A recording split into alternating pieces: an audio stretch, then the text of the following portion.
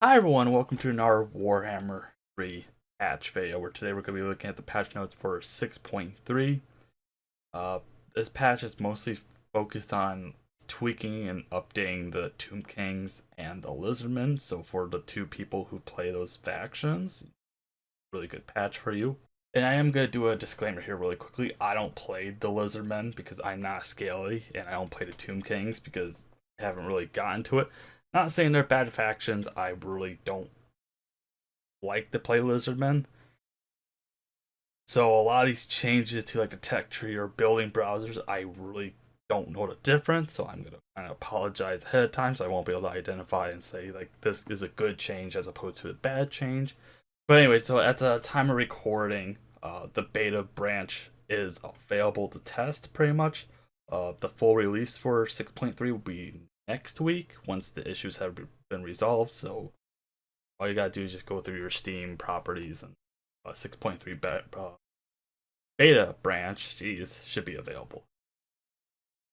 So pretty much, yeah, the main focus is Lizardmen, Tomb Kings, as well as some items, and a lot of patch fixes as well and tweaks overall. But we're just going to mainly look at the Tomb Kings and the Scaly Boys. So the first update to the Lizardmen, they created a specific Quintex landmark for Lizardmen since it was their location originally. It makes sense. Replaces the existing one, it is not an additional one. Add two new control buildings and move the control buildings so you can construct in minor settlements.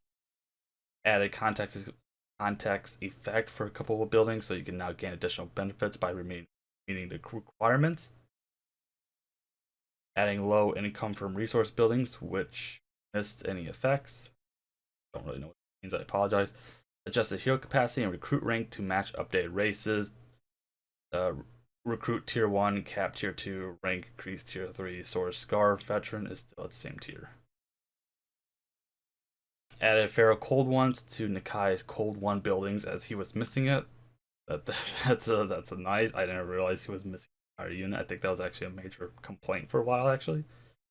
Sacrificial Pet to Sotex Landmark and Sacrificial Buildings to Sotex now generate sacrificial offerings when playing as. I'm not saying that name. Cult of Sotex now generate sacrificial offerings. That's a lot of offerings and sacrifices. Move the tiers around for the bigger dinosaurs so they can make more sense. Add an additional building for Dread Saurians so now you can get more of them. And apparently this is the new picture for the building browser, and minor settlements will look like this now. Like I said, I don't play the Scaly Boys, so if you guys can identify the differences, good for you. I don't really care. I'm probably still not gonna play the Scaly Boys. I don't really like playing them. Sorry, nothing against you guys. It's just I don't like them. And then they kind of revamped the tech tree overall. So they kind of just gave you another one. Pretty much, it's more tech, but fewer building requirements. Uh, sequence of infiltration requires spawn pools of the chosen, which is enemy hero action success chance minus 10%, and stalk for all heroes. Elder Wisdom, which requires a sequence of utilitarianism. I don't think I said that right. Which is a steel tech by additional 10 and research rate plus 15. Determining the Great Plan, which requires a sequence of geological prospecting. Temple Citadel regions become immune to climate penalties. Replenishment 10% campaign movement range after winning a battle for all characters. Leadership plus 5 when fighting against armies that spread corruption for all armies. Sequence of the Great Beast Resilience, which requires the Tablet of Beasts. Remove attribute wounds from rank 7 and above Red Saurians. Melee defense plus 5 for Bastildons and Stegodon units, and missile resistance 15% for Baston and Stegodon units. Really nice because they're chunky. Add Incarnary set effects to all Incarnary sets for all Lizardmen Legendary Lords. Change some of Lord Mazi's effects in the skill tree. Add a skill for Lord Mazi's. Include Temple Guard just a little bit more than he should. Change Azuzi's starting spell from Apoptosis and Harmonic Convergence to Apoptosis and Soul Quench and the skill to Soup. Added no diplomatic penalty as Nikai's faction for trespassing. Changed Predatory Fire skills a little, so now it gives less weapon string for the conditional, but now affects more races. Slan can now return one can now return 1 turn sooner with the skill Transcendent Healing. Tenna now gets increased in percentage sacrifices and battle loot in the skill, and some more from Zotek Landmark 2. Made Lord Mazi's diplomacy effect clearer. Chain Slan's generation traits will now offer different effects, towering in power as the Slan gets younger. When playing the Kai, Kroxor Ancients are not constrained the same way as other Lizardmen factions. They can be unlocked all of their unique line without needing to choose between shield or healer and death. And these are some of the skill lines they were talking about.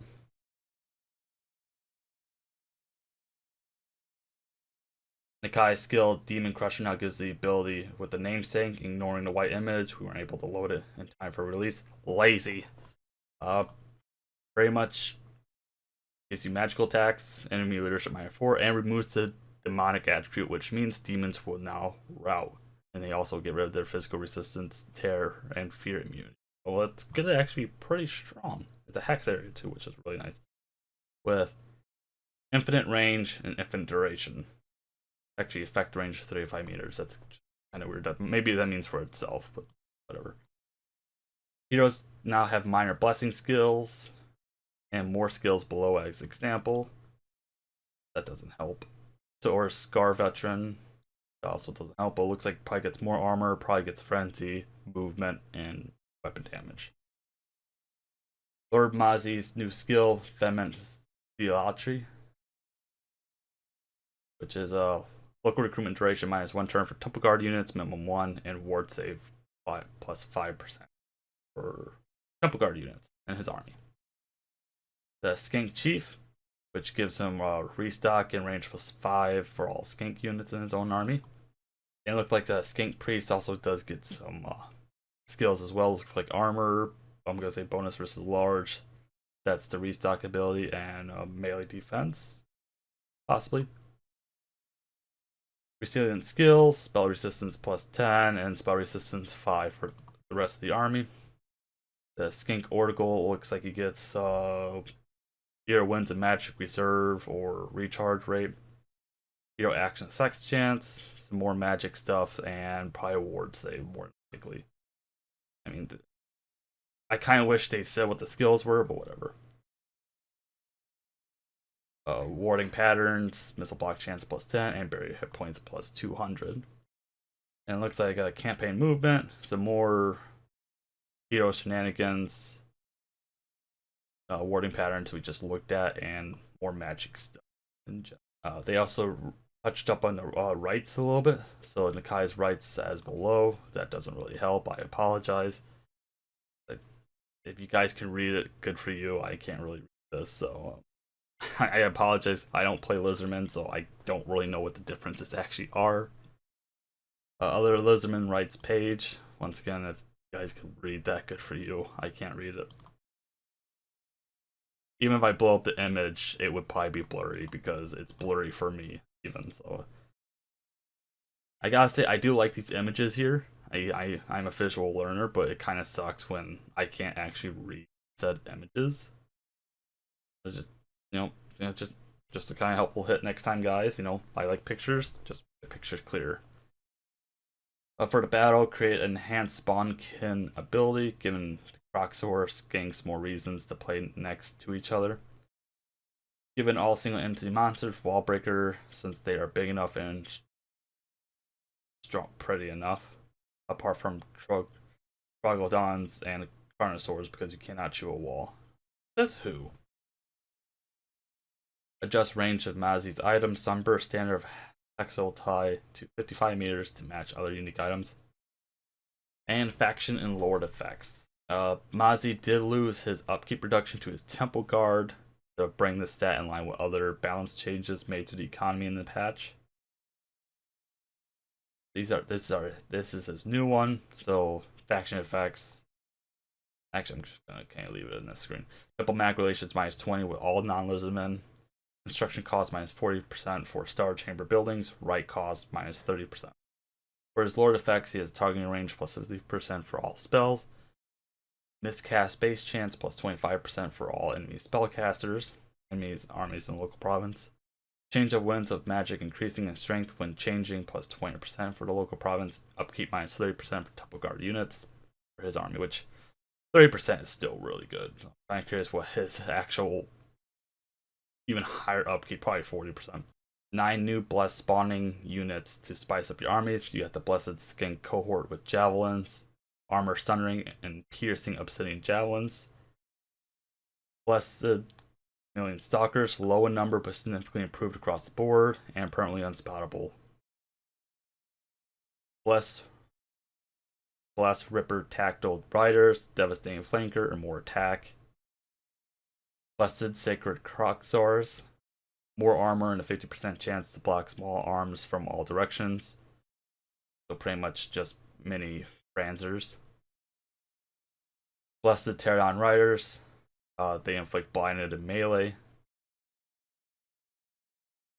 Blessed Razordon Hunting Packs, enjoy the benefit of stalk and a permanent damage reflection effect. Blessed Salamander Hunting Pack, swapping their usual anti-large bonus for larger explosives and anti-infantry gives these variants out. Blessed Ancient Salamander fires a large globule of fire that splits into a barrage of smaller fireballs.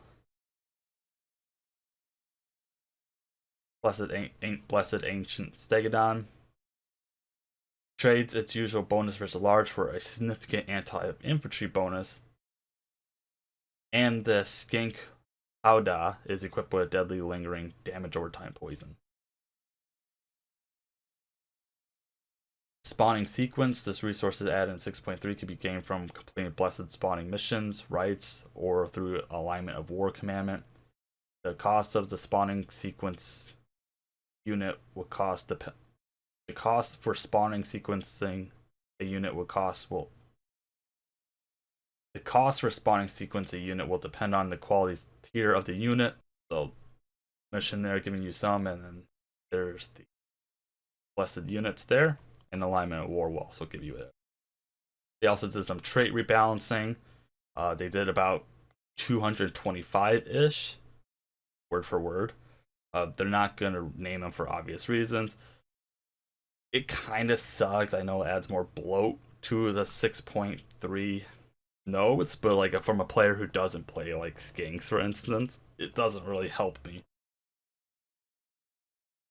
There's a new follower. Let him follow you. Okay, there's a new follower in town. Let him follow you. Okay, thank you. Lizardmen non-feral dinosaurs now have faction-specific tinting, so that's actually kind of cool. I definitely like that. I like the color schemes, so look at that. That's kind of cool, actually. Good job, guys. We have made a reduction to the reduction from moving jungle areas in the campaign map. Yes, please word it like this. If you see it, people will laugh and all is happy in the world. Okay. This is... I'm glad that these are not typos that I'm reading. This is not a massive reduction, but it does make change in playthrough. Commandments have changed to support the spawning sequence resource. So, increase spawning sequence rights by 2%, growth 20, income from all buildings plus 4%, alignment of war, spawning sequence plus 4 per turn, recruitment cost minus 15% for armies in province, recruit rank plus 1 for province, leadership plus 4 in province, and weapon shake plus 6% in armies in province. I kind of wish they showed off the old stuff once again so I can actually compare it. Because, you know, this patch won't be out for like another week. And I mean, the beta's out now. And that lines up everything for the Scalies. Now, next is the Fantasy Necrons. Tombkings. Gonna piss both people off. Yay. Faction effects in the Lord traits in order, etc. K-Top, Kelida, and Archon. Some were not changed, but the majority were updated, replaced, or number nudged. Also added a hidden effect for each faction, so when you get an increased capacity, it actually counts as an increase. So I'm guessing they mean maybe some higher recruitment numbers for certain units. I don't really know. Like I said, I don't play Necron. Doesn't mean anything to me. So Cetra's faction effects is, oops, that doesn't work either. Construction time -1 for all buildings. Growth plus 20% for all provinces. Population surplus +1 for newly captured settlements. Casual replenishment rate plus 10% for his army. Leadership oral size 100%. And local recruitment capacity +1. For KTEP, I'm going to say these names so wrong. Wins a magic power reserve +10 for all armies. Character experience gain plus 25% for all characters. Mortary crafting cost -20%. Campaign movement range plus 10%. And chance of winds of magic increasing in strength when changing plus 50% for the local province. And enables magical attacks for the local. Hilida. Say these names so bad. Diplomatic relations plus 10 with all factions. Dedication to SF. Increased armor piercing, damage, and penetration for archer units for all armies. Lyra starts at war with the Lyman Sisterhood, which that's fine because they're a minor faction. Research rate plus 15%, control +4 for all provinces, immune to mountain and swap attrition, corruption -5 for local province, enables poison attack. And an Arcan enables recruitment of certain enhanced vampire count units. That's pretty cool. That makes me actually want to play him now. Army capacity +1, diplomatic relations +60 with the Tomb Kings, diplomatic relations +40 with vampire coast and vampire counts. Went to magic reserve capacity +10, melee attack +5 for the, which makes sense. Arcan is more of a vampire count. He's just a really old vampire count. For the buildings, one thing they have changed are the garrisons. He won't list them this time. It is being lazy. But he will attach them. Scorpions are back in minor settlements. That doesn't help, sadly. Ushabi weren't left alone either. They have increased capacity. If you want to unlock the relevant patronage technology, this is the same for Tomb Guard with halberds and some others. So, Statue of Bath. Unit capacity +2, unit capacity +1 for Ushabi with great bows. When the tech for patronage is a 6th dynasty research, that's a capacity +1 for great bows, and then unlocks recruitment for Ushabi great bows.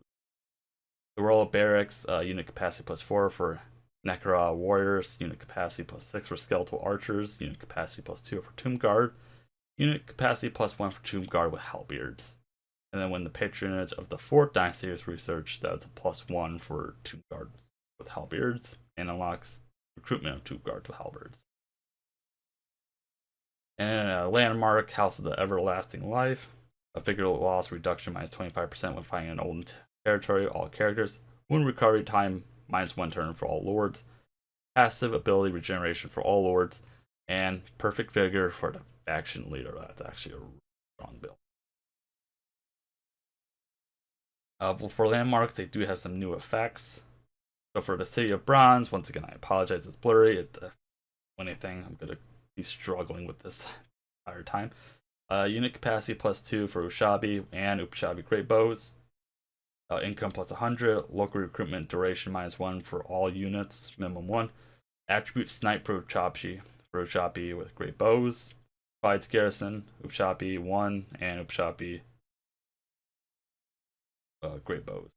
Unlock recruitment of said Ushabi and Ushabi great bows. So they're gonna make me say that name a lot, aren't they? Pyramid of King Alcazar. Canopic jars generated +10. Control +1 for all provinces. Post-battle chance of stealing a magic item +10%. Income from post-battle loot +10% faction-wide. Recruitment. Wins of magic power reserve +5 for all armies. Physical resistance +10 when fighting against vampire counts. Black Tower of Arcan. Canopic jars generated 5. Control +5. Income from all buildings +10% for local province. Army ability, Legionary Barrage for all armies. And provides actually a pretty big garrison.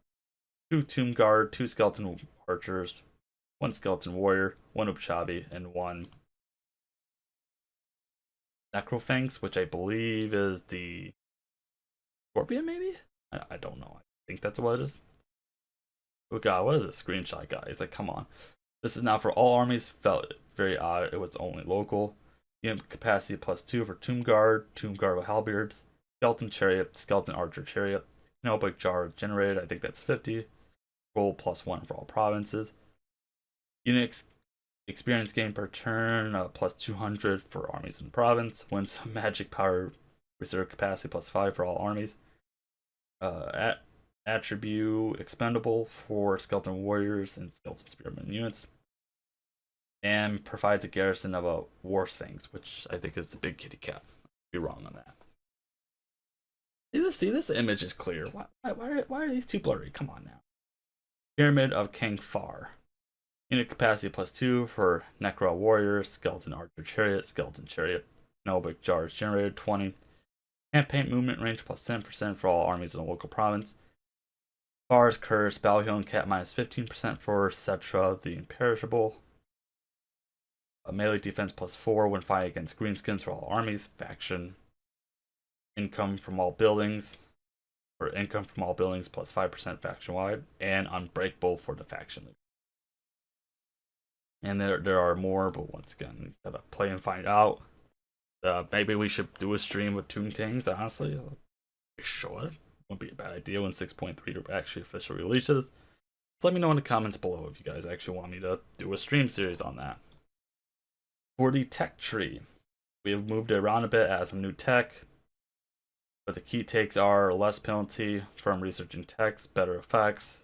Agent recruiting technology is now increased to recruit rank by 2. Oh, and some unit capacity technology should help out as you transition to late game by giving you increased unit capacity directly, but also increasing the capacity of your better units have. Some of their personal top picks are Hearts of Stone, which requires the wisdom of the 6th dynasty, hit points +5% for all characters, immune to flanking for all characters, and leadership +10 for all construct units. Patronage of the 6th dynasty, which requires proclamation of the 6th dynasty, and also requires additional technologies, proclamation of the dynasty. So that's telling me that there might be more. That's kind of weird. A unit capacity +1 for Upshabi and Upshabi Great Bows. Unit capacity +1 for the Necro Sphinx. Unit capacity +1 for the Kerman War Sphinx. Proclamation of the 1st dynasty, which requires wisdom of the 1st dynasty. Campaign movement range +10%. Construction cost -5% for all buildings. You can now receive Uchabi from the Realm of Souls an additional 1 time. And for some skills, the Tomb Princes got Prince of Dunes, Story Dynasty, and Dynastic Herald. That is melee defense +5, physical resistance +5. You're not gonna tell me what these two do. I guess it's up to us. Heir of the Chariot King, unit capacity +1 for Skeleton Chariot and Skeleton Archer Chariot. Devastating flanker for said chariots, which will be really nice. Skeleton Chariots are kind of weak in my opinion. I think he accidentally added upkeep reduction, and obviously not required for Tomb King. So hey, that's good. Upkeep reduction is always good for Tomb King. Lich priests now have a targeting range +5% for spells and miscast page chance -50%. Necrotex targeting range +20% for restore. Ability uses +1 for said restore. Dynasty Lords, they can all remove the wounds attribute with a skill, which is this, and rune recovery time -1.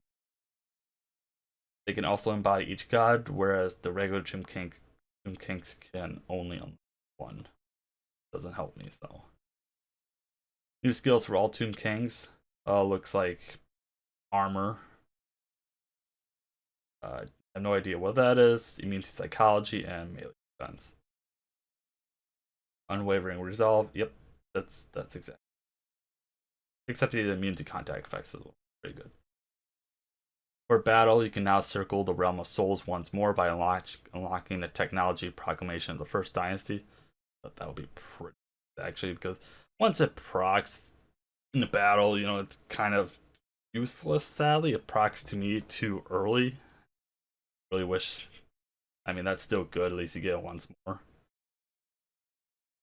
Rituals for the large part were fine, so they just adjusted their costings, cooldown times, and some numbers. Yes, I can see that numbers have been adjusted. I can't really see anything. For the Mortari cult, you can now gain canonic jars from battle kills, not from captive options. This is a way to increase the resource, really assist your growing nation. And they added more spendable uses for them too. So pretty much there's just a provincial effects now. Help me. So I can't tell what that says. Scholarly Putiny, I think, could so control +2, research rate +10, corruption will not increase. Other Necron Necarian decrees cannot be confirmed when active. I said Necron, didn't I? Whoops. Heed the Will generates 1,500 income for the treasury when activated. Rightful Reclamation allows summon to perform a garrison sally out with 1,000 range province wide and local recruitment capacity +2 per province. And it looks like you have a kind of a dwarf crafting system. Like I don't know if this is new or not. Say if they did a screenshot of this, it's probably new. If not, they updated some items, possibly. We renamed the first tab of Dynastic Legends, making room for confederations.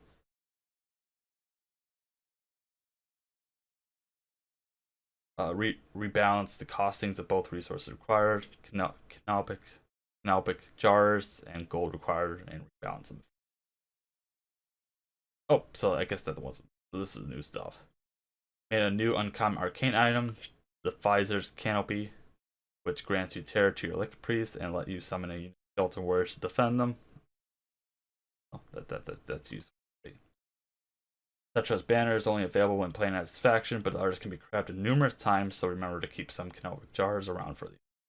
But confederation, so this is kind of funky. So Arcane can confederate Kaleida and Ketep. Kaleida can only confederate Ketep.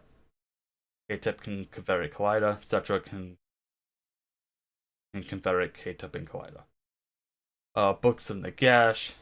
I guess they relocated some. Some are closer than are below. Their effects have also been updated with Dune Restoration, which restores models similar to the Vampire counts. The Dead Rise Again, only for Tomb Kings. It's limited to Construct. So fifth book, for example, fifth book of Nagash, army capacity +1, unit capacity +5 for Tomb Guard Halberds, Skeletal Chariots, Dune Restoration +3%, chance for destroyed construct units to be destroyed after battle, Dune Restoration +2% hit points for destroyed construct units. And these, see, this is actually where they show the differences. So a little bit closer overall. They do actually touch up Volkmars as well, although I think this is a little closer. I feel like they really didn't.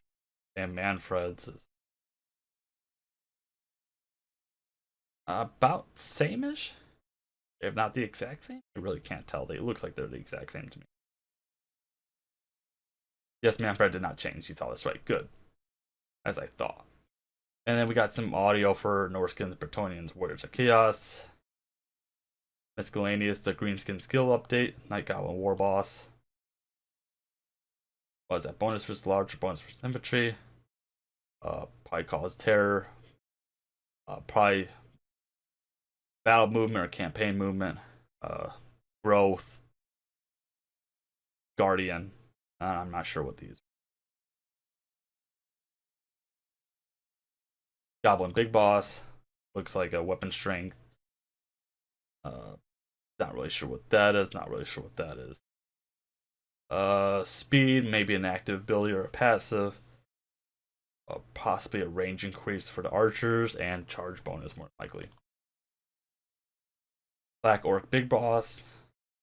Looks like a skill reduction, heroic killing blow, hero action sex chance, more armor, possibly bonus versus infantry and bonus versus large. And Giant River Troll Hag. Looks like a magic missile, regeneration, possibly a passive leadership or an active leadership. Not sure what that is. Cause terror, cause fear, and magic stats.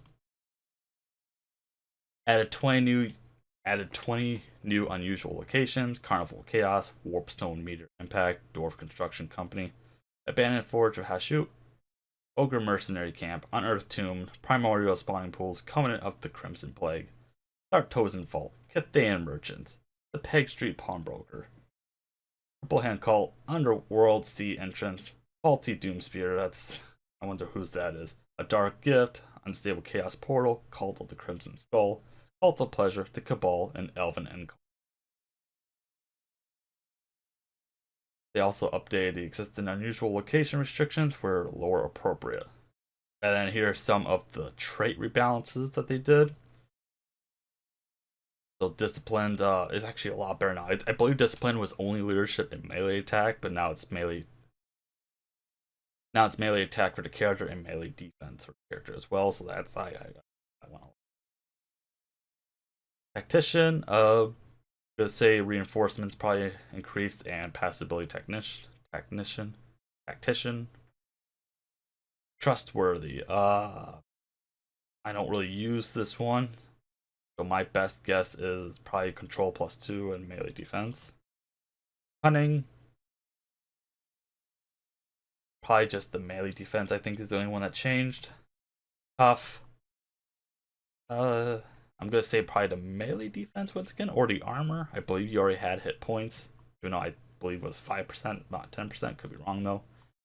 Master of the Black Arts. I actually don't recognize this one. High spell intensity, maybe.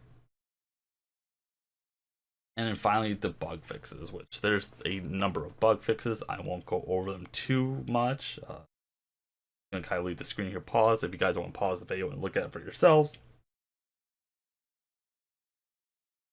Factions specific to Beastmen, Demons, Chaos, Dark Elves, Empire, Cathay, High Elves, Khorne, Kislev.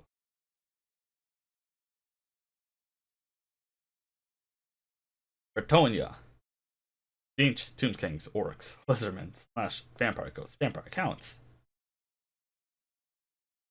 Nurgle, Ogre Kingdoms, Chaos Doors, Warriors of Chaos, and Wood Elves. Holy crap. Some UI stuffs here. Some audio. Looks like just faction specific stuff once again.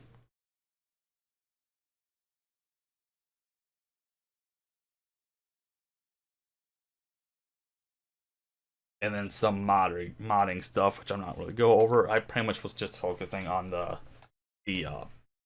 Scaly Boys and the Tomb King. But you know, I always love seeing a bunch of these fixes and updates. So yeah, this is the patch notes for 6.3. Which was relatively big. So once again, the 6.3 beta is now available at the time of recording, and then next week, as long as the issues get ironed out, should be the release of 6.3. So if you guys want me to like stream the Tomb Kings, let me know. I'm willing to do a stream series on YouTube for that. If this update kind of actually makes me want to play Tomb Kings, I could really care less about the Scalies. I'm sorry. I'm sorry for the one person that plays them. Anyway, I hope you guys enjoyed this update video. If you did, please leave a like and subscribe for notification when I go live, upload a video, or do any other shenanigans on YouTube. And of course, hit the notification bell to actually get notified when I do said shenanigans on YouTube. YouTube hates me right now.